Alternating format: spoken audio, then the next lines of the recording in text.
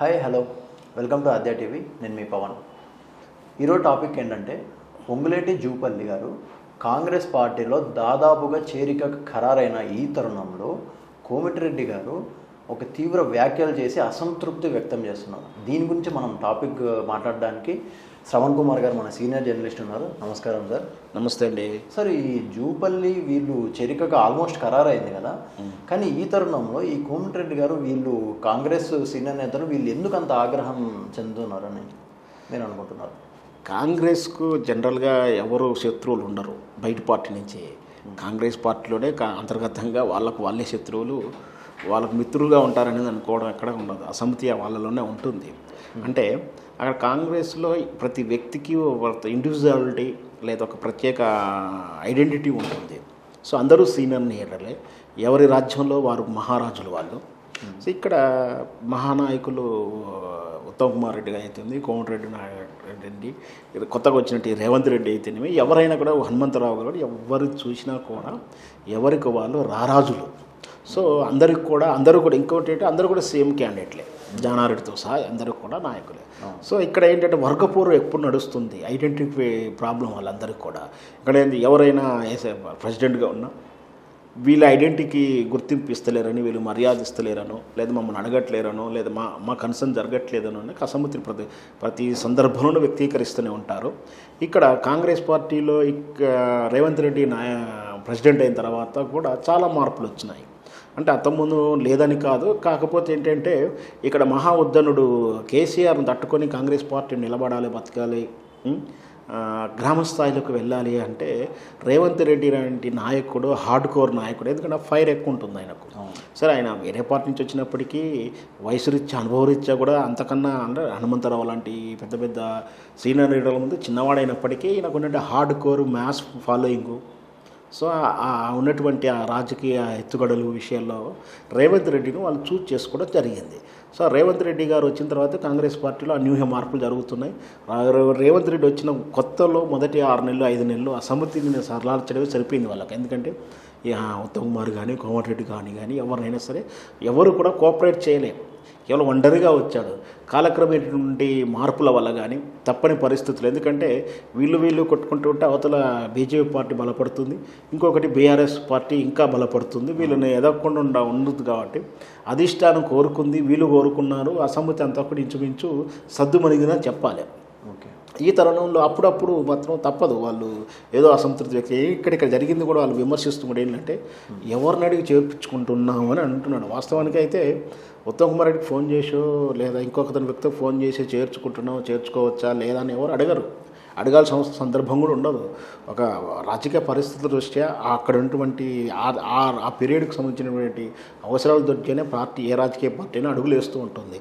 కార్యకర్తను ఆ నియోజకవర్గ హోటల్ను పోయి అడగదు, లేదా ఆ నియోజకవర్గ ఇన్ఛార్జిని పోయి అడగదు. సో ఇక్కడ ఇదేం లేదు, వాళ్ళ ఐడెంటిటీ కోసం చేస్తున్నట్టు కామెంట్గానే చూడాలి కానీ వాస్తవానికి అయితే ఎవరు అడగరు. ఒకవేళ అడిగేది ఏమైనా ఉంటే కూడా వాళ్ళ కోర్ కమిటీ అనేది ఉంటుంది. చేరికలు ఇప్పుడు బీజేపీ పార్టీ చేరికల కమిటీ ఒకటి ఉంటుంది. ఆ విధంగా కాంగ్రెస్లో ఆ పార్టీ ఉన్న ఏఐసిసిలు కానీ, ఢిల్లీ స్థాయి నాయకులు కానీ, రాష్ట్ర స్థాయి నాయకులు కానీ కూర్చొని నిర్ణయాలు చేస్తుంటారు. అయినా కూడా పొంగులేటిని, జూపల్లి కృష్ణారావు గారిని ఇద్దరిని కూడా పార్టీలో చేర్చమని ఢిల్లీ ఆదేశాల మేరకే కదా చర్చలు జరిగింది. అన్నీ కూడా వాళ్ళు ఢిల్లీ ప్రతినిధులు వెళ్ళడం, వాళ్ళు బీజేపీలో చేరకుండా ఉండడానికి ప్రయత్నం చేయడం, వాళ్ళు ఎలాగో చేరతలేన్న విషయం వీళ్ళకి తెలిసేసి అలా వెళ్ళకుండా ఉన్నప్పుడు మా పార్టీకి ఎందుకు రాకూడదని చెప్పేసి వీళ్ళు రకరకాల ప్రయత్నాలు చేయడం, చర్చలు చేయడం జరిగింది. బహుశా రేపు 25వ తారీఖు ఢిల్లీకి వెళ్ళడం, ఇక్కడ ఆ రోజు దాంతోపాటు షర్మిల పార్టీ కూడా విలీనం జరుగుతుందని ఒక వార్త వస్తుంది. ఇవన్నీ కూడా అనూహ్యంగా ఒకేసారి పెద్ద ఎత్తున నిర్ణయాలు తీసుకొని కాంగ్రెస్ ఒక మంచి అంటే వెళ్ళడమే ఒక బ్లాక్ బ్లాస్టర్తో బయటికి వెళ్ళాలి. తరుణంలో వీళ్ళు ఈ ఐడెంటిటీ క్రైసిస్ కోసం కావచ్చు, లేదా మరి ఏదో వాళ్ళైతే ఖాళీగా ఉండరు, ఏదో ఒకటి అనాలి కాబట్టి కోమటిరెడ్డి వెంకటరెడ్డి గారు అంటే రాజగోపాల్ అలా బీజేపీ పోయాడు. సో వెంకటరెడ్డి గారు కూడా తను ఎవరిని అడిగి చేర్పించుకున్నాను, మా అడగాల్సిన అవసరం లేదని మాత్రం కామెంట్ చేశాడు. వాళ్ళని చేర్పించుకోవద్దని వీళ్ళు అంటలేరు. అంటే ఇక్కడ ఏంటంటే ఏదైనా చేర్చుకునే కార్యక్రమం కానీ లేదైనా మీటింగ్ కాడ ఉన్నప్పుడు ఇక్కడ కాంగ్రెస్ ప్రెసిడెంట్గా ఉన్నటువంటి రేవంత్ రెడ్డి గారు కొంచెం సీనియర్లు గౌరవించాల్సిన అవసరం కూడా ఉండి ఉంటుంది. ఎందుకంటే వాళ్ళ ఇగోలు హట్ కాకుండా ఈయన చూసుకోవాలి. అప్పుడే కదా ఈ నాయకుడిగా రావాలి. ఒకవేళ ఇదే విషయాన్ని అన్న ఇట్లా మేము చేర్చుకుంటున్నాం, పలానా రోజు చర్చలు జరుగుతుంది, మీరు కూడా రావాలి అని అడిగి ఉంటే వాళ్ళ ఇగో సాటిస్ఫాక్షన్ అవుతుంది. సో ఎక్కడ ఉన్నది అలాంటి కొన్ని ప్రాక్టికాలిటీ టెక్నిక్స్ రేవంత్ రెడ్డి గారు కూడా కొన్ని ఫాలో అవుతాయి కాంగ్రెస్లో తను ఇంకా రాణించడానికి. ఎందుకంటే ఇదంతా కూడా ప్రెస్లో చెప్పుకోవడానికో పబ్లిక్లో న్యూసెన్స్గా ఉంటుంది, మీటింగ్లలో న్యూసెన్స్గా ఉంటుంది. ఆ ముఖ్యంగా ఎప్పుడైతే ఎవరైతే బర్నింగ్గా ఉంటున్నారో ఎవరుంటున్నారో తెలుసు. అటు ఉంటే హనుమంతరావు గారు, ఇట్లయితే ఇక్కడ కోమటిరెడ్డి, ఉత్తమ్ కుమార్, ఇలాంటి ఒక 5-6 ఉన్నారు నాయకులు. వాళ్ళని కలుపుకుంటూ వాళ్ళని ఇబ్బంది పెట్టకుండా వాళ్ళకు మాట చెప్పుకోవడం కానీ, లేదా ఇప్పుడు జనరల్గా మనం వ్యవహారిక పెద్ద ముత్తైదు అంటాం. మనం ఏం చేసినా చేయకుండా ఇంట్లో ఒక పెద్ద ఆవిడ ఉంటే అమ్మ ఇట్లా చేస్తున్నాం ఫంక్షన్లో ఏదైనా చూస్తుంటాం. అట్లా ఇలా పెద్ద ముత్తైదుగా వీళ్ళని గౌరవించి ఉంటే రేవంత్ రెడ్డికి ఇలాంటి సమస్యలు ఉండవు. సో ఈగో సాటిస్ఫాక్షన్ పెద్ద మనిషికి పెద్ద ఆయన ఇలా చేస్తున్నాను, మీరు కూడా రావాలి, మీరు ఆశీష్ కావాలి అని ఉంటే ఇట్లా కలుపుకొడుతనంగా వెళ్ళిపోతే రేవంత్ రెడ్డికి కొంచెం తన నాయకత్వం మీద కొంచెం పట్టు ఇంకా బిగుస్తుంది, ప్రజల్లో కూడా విశ్వసనీయత పెరుగుతుంది. ఇలాంటి కామెంట్లు, ఇలాంటి చికాకులు అంటే ఇక్కడ ఏదైనా జరిగిందనుకోండి, తప్ప ఏమంటే అధిష్టానం కూడా ఏమంటుంది, ఏం జరుగుతుంది మీకు లోపల ఏంటి అని మళ్ళీ వాళ్ళు క్లాస్ పీకడం, లేదా ఏదన్నా డిస్టర్బ్ అవ్వడం, లేదా రేపు పొద్దున ఈ డిస్టర్బెన్స్ చూసి జాయిన్ అయ్యే వాళ్ళు కూడా జూపల్లి కానీ పొంగులేటి గారు కూడా రాకపోయి ఉండవచ్చు. సో వాస్తవానికి వాళ్ళు కూడా ఎక్కడ లేని గత్యంతరం లేక కాంగ్రెస్కి రావాలని చూస్తున్నారు, కానీ కాంగ్రెస్కి పోవడానికి కూడా వాళ్ళకి ఇష్టం లేదు. వాళ్ళు మనస్ఫూర్తిగా బీజేపీకి వెళ్ళకపోవడానికి డిసైడ్ అయి ఉన్నారు. ఏది ఏమైనప్పటికీ బీజేపీలో చెల్లడానికి ఇష్టం లేదు. వాళ్ళు వెళితే కాంగ్రెస్కే వెళ్ళాలి, లేదా సొంత పార్టీ పెట్టాలి. సొంత పార్టీ కొంటే అవకాశాలు ఏమున్నాయి కూడా చర్చలు చేశారు. అదంతా సాధ్యమా, మనం తట్టుకోగలుగుతామా, ఆర్థికంగా తట్టుకోగలుగుతామా? ఒకవేళ సొంత పార్టీ పెడితే ఒక శత్రువు కాదు, వాళ్ళకి 2 శత్రువులు అవుతారు. అంటే ఇక్కడ బీఆర్ఎస్ పార్టీ కేసీఆర్ టార్గెట్ చేస్తాడు, అత కేంద్రం నుంచి బీజేపీ టార్గెట్ చేస్తుంది. సో దాంతో ఇప్పుడు ఇటు కాంగ్రెస్ నుంచి గట్టి పోటీ వస్తుంది. ఇప్పుడు పార్టీ పెట్టి నిలబడాలంటే కలకాలి. ఎందుకంటే సో క్రెడిబిలిటీ, తెలంగాణ ఉద్యమంలో క్రెడిబిలిటీ ఉన్నట్టు కోదండరామ్ గారు కూడా పార్టీ పెట్టేసి ఫెయిల్ అయ్యాడు. సో తన ఎన్నికల ముందు ఉన్న ఆర్భాటం ఎన్నికల్లో చూపించలేకపోయాడు. ఎన్నికల తర్వాత కూడా ఎక్కడ క్రియాశీలక రాజకీయం లేరు. అంటే అక్కడ పబ్లిక్లో క్రెడిబిలిటీ ఉండి ఓటు రూపంలో మార్చుకోగలిగినటువంటి కోదండరామ్ గారు ఫెయిల్ అయ్యారు. వీళ్ళు ఉన్నప్పటికీ ఆర్థిక బలాలు కావాలి. సో ఈ విధంగా చూసి వాళ్ళు పార్టీ పెడతానికి సాహసిస్తలేరు. కానీ మన మనగడ ఎలా రాజకీయంగా, ముఖ్యంగా వీళ్ళ నాయకుడు ఎవరు చెప్పాలంటే పొంగులేటికి జూపల్లికి సలహా ఇవ్వడానికి కానీ, లేదా వాళ్ళు చూస్తున్నటువంటి సీనియర్ అంటే తన ముందు పార్టీ నుంచి బయటకు వచ్చినటువంటి ఈటల రాజేంద్ర పరిస్థితి ఏముందో వాళ్ళు చూస్తున్నారు.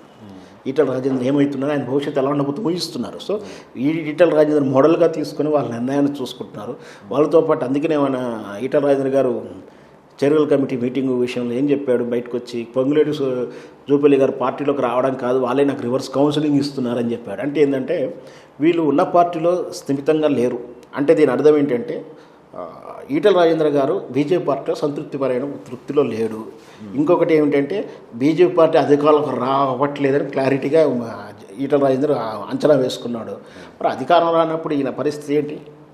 రేపు అధికారం రానప్పుడు ఎవరు వస్తారు? అయితే కాంగ్రెస్ వస్తుంది, లేదా బీఆర్ఎస్ వస్తుంది.